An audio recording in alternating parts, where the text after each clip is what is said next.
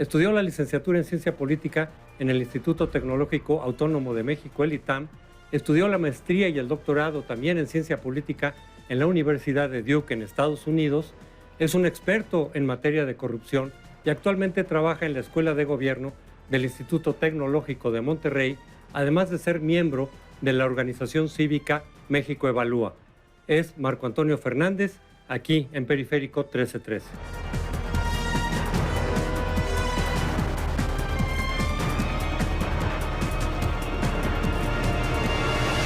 Marco, gracias por acompañarnos esta noche. Se está discutiendo las leyes que tienen que ver con la anticorrupción en el Senado, la cuestión del 3 de 3, de la declaración de patrimonio, declaración fiscal, de intereses, etcétera, y se ve ahí que está el jaloneo, es decir, no está tan fácil, no hay un consenso, algunos quieren impulsarla más allá de lo que venía en la iniciativa, mejorarla, y otros como que quisieran adelgazarla. Pero también tenemos, que eso es lo que quisiera empezar, con la participación de la sociedad civil. Esto es algo nuevo. De alguna forma se está incorporando a la discusión a grupos y organismos de la sociedad civil que le están dando una dinámica un poco distinta a este procedimiento. Quisiera empezar por eso. ¿Tú cómo ves la importancia de esto? ¿Qué tanto han incidido? ¿Qué tanto pueden incidir en la configuración, a final de cuentas, de una ley fundamental para México? Claro que sí. Muy buenas noches. Gracias por la invitación. Sin duda alguna, creo que es una novedad mayúscula que por primera vez en formato de parlamento abierto, las comisiones que están encargadas en el Senado de analizar las distintas leyes en materia de el combate a la corrupción, invitaron formalmente a miembros de la academia y de las organizaciones de la sociedad civil al análisis de todas las leyes. Al menos están 5 ahorita en discusión, no solamente la ley de responsabilidades donde se ubica la 3 de 3, sino el resto del marco jurídico, y aportando la especialización de los distintos colegas de la sociedad, poder discutir artículo por artículo, así lo han pedido, las disposiciones, las distintas iniciativas que están en análisis en el Senado, para tratar de contribuir a lo que sería el dictamen de estas leyes y sacar las mejores propuestas posibles. Ya hubo una primera ronda de discusión con los legisladores. Fue un ejercicio, creo, muy positivo, en el sentido de que yo estoy convencido que si se abre la puerta hacia la sociedad civil, tenemos la obligación, la gente que recibimos esa invitación, de asumirla con todo el profesionalismo y responsabilidad posibles, y en verdad llegar artículo por artículo con propuestas muy puntuales. Por ejemplo, en mi caso me tocó participar en la ley de fiscalización, que está ligada a las facultades de la Auditoría Superior de la Federación, y tuvimos, digamos, un primer encuentro con los legisladores. Derivado de ahí, los legisladores pidieron mesas simultáneas una semana después para el análisis, para continuar el análisis de esta legislación. Y ahí es donde empezaron las cosas realmente en algún momento a tensarse, porque en la primera reunión no llegaron los legisladores ni los técnicos de la coalición gobernante, ni del PRI ni del Verde. Eso tensó la relación con los partidos de la oposición. Nosotros, como miembros de la sociedad civil, pues estamos invitados a su casa, observamos digamos, la discusión entre ellos, y al día siguiente por fin se pudo llegar a un acuerdo y han comenzado nuevamente las discusiones. Se han presentado propuestas muy puntuales, alternativas a lo que quería discutir el documento de las comisiones promovido por el senador Escudero, que es el que formalmente tiene mano en términos de la comisión encargada de la dictaminación, y pues estamos en el proceso de tratar de enriquecer las iniciativas. Actualmente se discuten en el Congreso de la Unión legislaciones relacionadas con temas anticorrupción. Por ello, el 18 de abril se instalaron los grupos técnicos especializados de trabajo. Estos grupos discuten el Sistema Nacional Anticorrupción, la Ley General de Responsabilidades Administrativas, la Ley Orgánica del Tribunal Federal de Justicia Fiscal y Administrativa y la Ley de Fiscalización. En estas reuniones participan, además de los senadores, asesores ciudadanos, quienes deberán presentar sus conclusiones con los puntos de acuerdo y desacuerdo, y deben de ser públicos. Ustedes han hecho una labor extraordinaria de movilización ciudadana con esta iniciativa llamada 3 de 3, que realmente no refleja el contenido de lo que tiene, pero es un buen soundbite coloquial. Dinos o explícale al auditorio brevemente cuáles son los 3 o 4 temas centrales de una legislación anticorrupción que sea benéfica. Por un lado, tiene que ver con fortalecer las capacidades de investigación de las autoridades encargadas de ver los delitos y las conductas consideradas graves. 2, tiene que ver con darle instrumentos como, por ejemplo, la publicidad de estas declaraciones, con la verificación de su contenido y el castigo en caso de mentira, para que realmente sean útiles para el combate a la corrupción. 3. Fortalecimiento del tribunal encargado de procesar estos casos para dar mayor certidumbre jurídica, y creo que también es fundamental el complemento de esta parte con una fiscalía anticorrupción que en la parte penal sea la encargada de hacer toda la investigación en el caso de los delitos de corrupción. Si esto ocurre y en 3 meses tenemos esto aprobado en esos términos, ¿vamos a combatir la corrupción?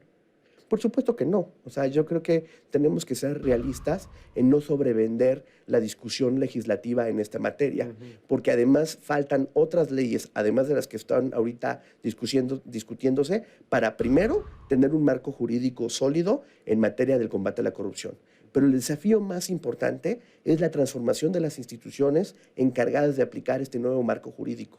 Todos fuimos testigos hace unos meses, por ejemplo, de cómo agentes de la PGR sembraban un arma al abogado en la discusión esta de OHL. Ese tipo de agentes no pueden ser los que van a ejercer las nuevas facultades que se deriven de este marco jurídico. Si no logramos hacer una verdadera profesionalización, abandonar esta visión patrimonialista de la integración de estas instituciones encargadas de aplicar el marco jurídico del combate a la corrupción, vamos a avanzar muy poco en realmente poner un freno a este mal de la democracia mexicana. En esta cuestión de la auditoría que te ha tocado a ti proponer y discutir, ¿qué cambiaría? O sea, la auditoría hasta ahorita nos ha dicho muchas cosas respecto de desvío de fondos o dinero que luego no se sabe en qué se aplica, pero con esta ley cambiarían las facultades, tendría más posibilidades la auditoría. Se le aumentan mucho las facultades. La más importante es que la investigación la pueda hacer completa y no como ahora que los primeros elementos que apunten a algún problema jurídico después se lo pasa hoy a los órganos internos de control en la Administración Pública Federal, y estos son los que deciden si procede o no procede el asunto, y la verdad es que ahí siempre se atoran las investigaciones. El mandato constitucional, y eso es lo que busca recoger la ley, es que toda la investigación la haga la auditoría y que en el ejercicio de estas facultades, por ejemplo, no esté limitada por los secretos bancario, fiduciario, bursátil o fiscal. También, por ejemplo, se le está dotando a la auditoría facultades para realmente sancionar a aquellos que le quieren negar información, como ocurre hoy, y la misma auditoría lo ha reconocido en sus reportes. En muchas de sus investigaciones, la gente dice, no, yo por qué te voy a dar, soy por ejemplo, un proveedor subcontratado, yo no te tengo por qué dar información. Eso lo estamos cambiando para que haya multas, incluso medidas de apremio, si persiste la negativa de esta información. Este es un proceso inédito que se le conoce como gobierno abierto y es parte de un sistema democrático. Los ciudadanos podrán conocer el contenido de la Ley 3 de 3, los documentos que se realicen en las mesas de trabajo y de discusión. También, las iniciativas presentadas por los grupos parlamentarios estarán disponibles en una plataforma en línea. Parte de este proceso democrático es que los presidentes de las comisiones dictaminadoras retomarán las conclusiones de los grupos de trabajo y agregarán las modificaciones que tengan un mayor consenso.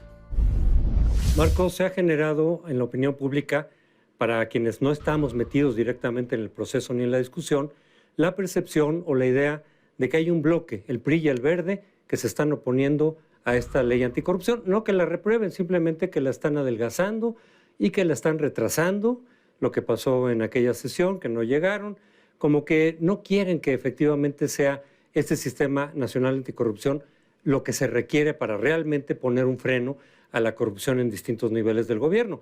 ¿Es una percepción desde tu punto de vista adecuada o qué es lo que está pasando ahí?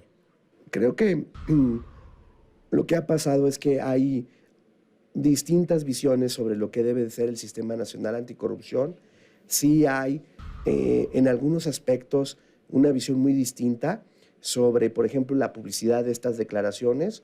La oposición prácticamente ha apoyado completamente esta parte. El gobierno, argumentando asuntos de seguridad, dice que esto no lo ve adecuadamente. Nosotros, como miembros de la sociedad civil, les hemos dicho, no es algo que no ocurra en el mundo y no es que vamos a abrir todos los datos personales, por supuesto que no. Queremos una versión pública, es decir, cuidando, por ejemplo, que no se dé a conocer el domicilio, teléfonos, esas cosas, obvio, pero sí aprender de las mejores prácticas internacionales, por ejemplo, en esta materia. Hay en algunos otros casos en los que sí hay coincidencia. Todos parecen estar a favor de tener un buen registro de funcionarios y de miembros del sector privado que hayan sido sancionados por actos de corrupción. Hay un punto de mucha tensión en definir adecuadamente los tipos de faltas administrativas y ahí todavía no hay acuerdo. Parece que se empiezan poco a poco a conciliar las visiones sobre el papel de la ciudadanía en el Sistema Nacional Anticorrupción. En un primer momento, el senador Escudero, por ejemplo, expresó su escepticismo sobre este punto. Ahora parece ser que está dispuesto a concederlo, pero como las cosas, como dice Santo Tomás, hasta no ver, no creer. Yo percibo cierto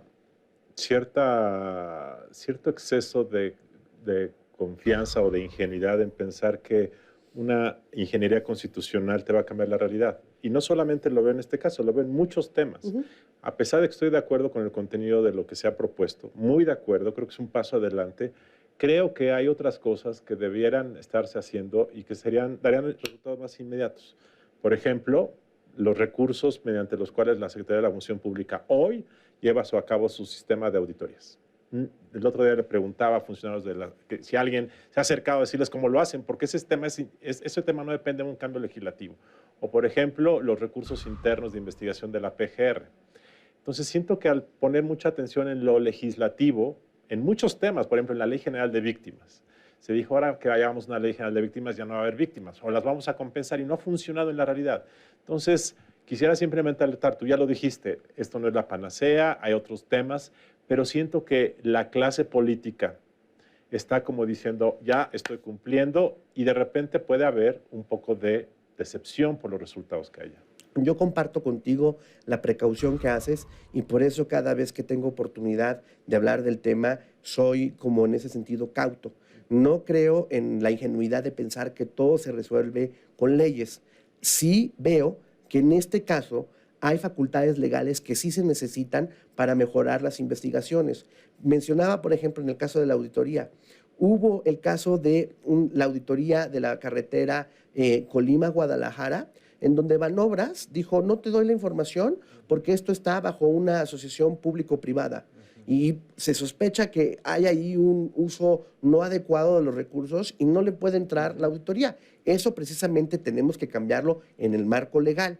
Muchas veces, por ejemplo, la PGR se hace guaje, para decirlo con claridad, en seguir las investigaciones de orden penal a partir de las denuncias de la auditoría. La ley va a cambiar eso de forma que le pueda dar a la auditoría el recurso de protestar en contra de la inacción de la PGR. Dicho eso, comparto contigo, y por eso lo subrayé en la respuesta anterior, la parte mayúscula de la importancia de transformar las instituciones que van a aplicar este nuevo marco jurídico. El talón de Aquiles, desde mi punto de vista, de la democracia mexicana, tiene que ver con la profesionalización de su Estado.